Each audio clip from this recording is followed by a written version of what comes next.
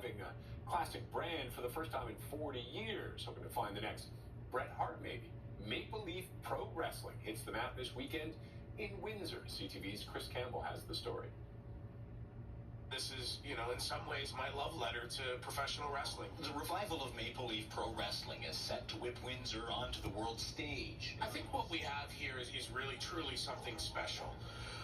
Because when you talk about wrestling in Canada, there's nothing bigger historically than Maple Leaf Wrestling. Building off its rich Canadian history and finding new champions. Canada has not had its own national promotion in 40 years.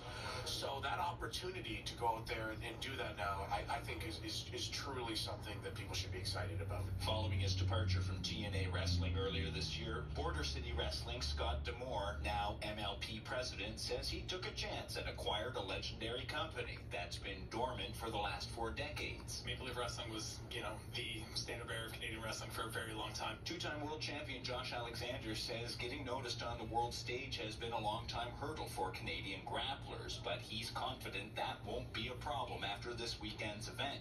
60% of the wrestlers are Canadian. I'm just buzzing to get out there and, have a showcase for Canadian wrestling. It's not just huge for Canada, it's huge for Jamie Windsor as well. Local wrestling historian Jamie Greer says Windsor is viable on the global scale. Yeah, when you combine that history of Windsor with the history of Maple Leaf Wrestling itself, which goes back to 1930, that you got a recipe for success. D'Amore believes professional wrestling is at an all-time high. A rising tide lifts all boats. He wants to launch careers while relaunching the brand. He says Maple Leaf Pro Wrestling is what got him hooked in the first place decades ago. It was watching wrestling in the hospital, just down the street from here with my grandfather as he was battling for his life. And that was the one thing that gave me joy at that time.